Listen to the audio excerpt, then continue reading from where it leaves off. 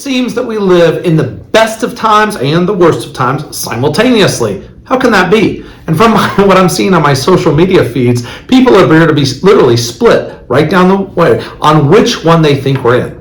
Despite that, there's still the age-old question about the rule of thumb that investors should hold a stock percentage of 100 minus their age. What does this mean? Well, in other words, if you're 50 years old, your portfolio would hold 50% stocks and 50% bonds, balanced.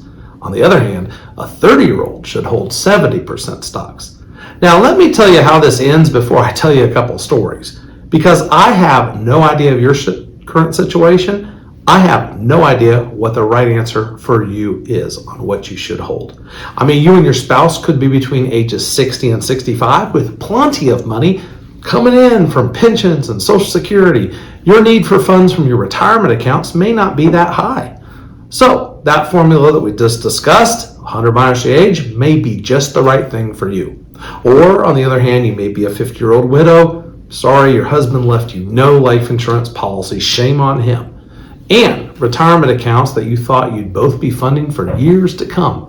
In this case, that 50-50 balance split may not be growth-oriented enough to help you catch up unless you plan to work until you're 85, and I know most of you do not want to. Okay, so for you, I don't know the correct allocation until, like a doctor, I understand what your symptoms are. Or if you're not having any issues, what your future dreams, plans, and goals are. Once I understand that, then I can actually work with you to determine how we might ensure that you achieve those goals. Now you may be thinking, well, Dave, you took the easy way out. Shouldn't 100 minus age just be your allocation?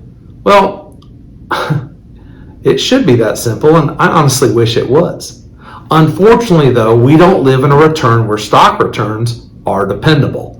And for the last decade plus, that's 10 years, for those of you who don't know what a decade is, we've been living in a world where bond yields and returns are less predictable than the dividend yield of blue chip stocks. To compare apples to oranges. Yeah, we just did that.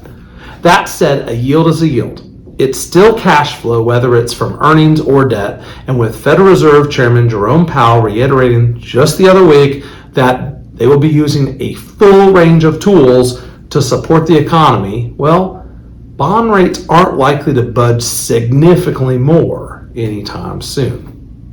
This game of extending low rates is essentially driving anyone seeking to earn more than 2 or 3% into the equity markets, which robs future generation of fixed asset investors who do not believe in the 100 minus your age formula.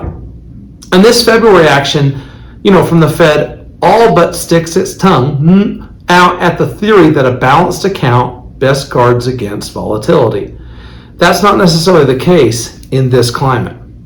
So we're already starting to see inflation in real estate. All of our homes have been going up, and there's no way we can have low rates while printing money and seeing the recent inflation in things like homes and building materials and not have it hurt the fixed income markets.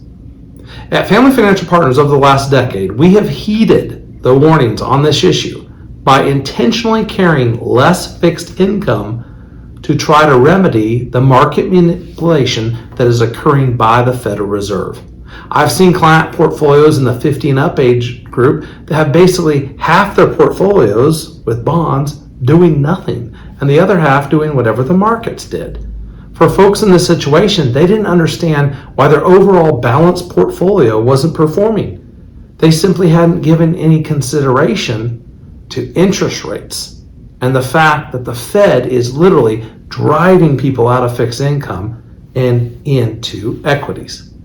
So if this sparked any interest in reviewing whether you're properly allocated based on your goals and risk tolerance, our team would absolutely love to sit down with you in our office and give you a no-nonsense second opinion. Initial consultations are always no cost, no obligation, free cup of coffee.